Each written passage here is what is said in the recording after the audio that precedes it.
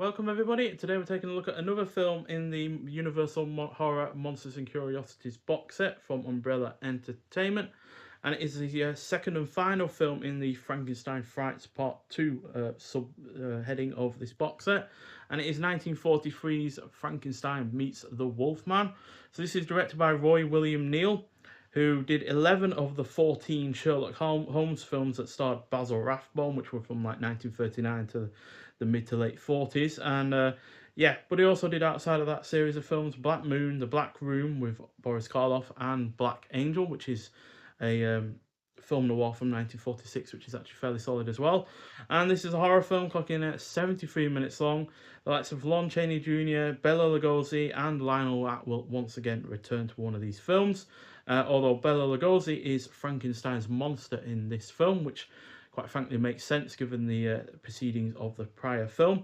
You've also got Patrick Knowles, who was in The Wolfman, Iona Massey, who was in Invisible Agent, which is another film we'll be looking at in this box set in the future. And finally, they got Maria Uspensky, who was also in The Wolfman in the same role as Maleva, who is a gypsy, a woman who knows a bit more about these kind of supernatural goings on. So grave robbers open the grave of the Wolfman and awaken him. He doesn't like the idea of being immortal and killing people when the moon is full, so he tries to find Dr. Frankenstein in the hopes that the doctor can cure him.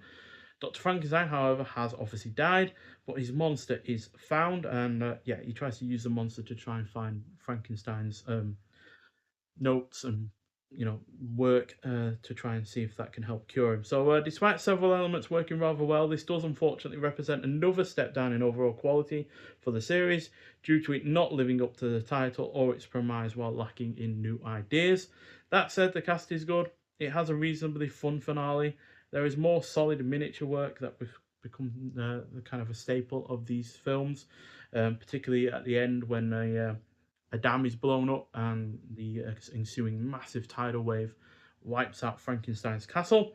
It is well paced, the first half hour is engrossing, and it overall looks rather nice, but this isn't anywhere near as entertaining, unfortunately, as the prior entry, while still featuring the flaws of that film, and it's certainly nowhere near as good as the first three. So yeah, again, it's a drop in quality and therefore a drop in the overall score at 3 out of 5.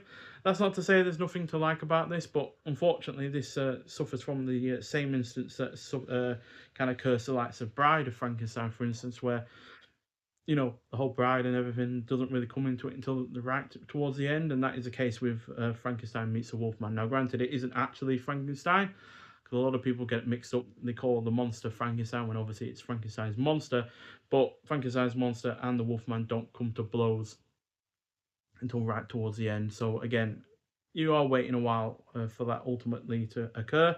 But I guess you could say Frankenstein does meet the Wolfman in certain regards, because obviously in this, Frankenstein's daughter is in this.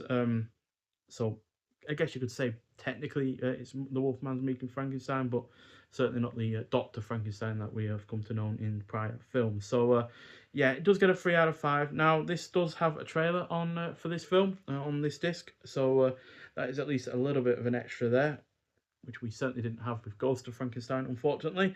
And yeah, in 1:33:1 aspect ratio again, black and white, 2.0 DTS HD MA audio, and 1080p presentation, both of which look and sound good. Language is in English, and the subtitles are in English again, although, like with the previous film, no subtitles for the deaf and hard of hearing, so there's no closed captions in this one, unfortunately, again. But yeah, still a decent enough entry, but nowhere near as good as the previous film, nor as good as House of Frankenstein, or as good as the first three either. It's probably my least favourite of the yeah, 4, 5 of the 6. So yeah, nowhere near as good, unfortunately. So yeah, but nonetheless, yeah, that is the last of those ones in terms of the Frankenstein films. So I'm just looking through the box set to see if there was a film here that I am not going to be reviewing in the future. I don't think so, because like I said in the previous review, I accidentally reiterated my views on House of Frankenstein, even though we had obviously already reviewed that as part of the 4K Dracula Untold box set. But yeah, there doesn't seem to be any other ones that were part of that box set here, like House of Dracula, for instance, which yeah, it's one of the weaker Dracula films, unfortunately. But yeah, the next film we'll be looking at is The Invisible Man Returns, which is part of the Invisible Intrigue subtitle.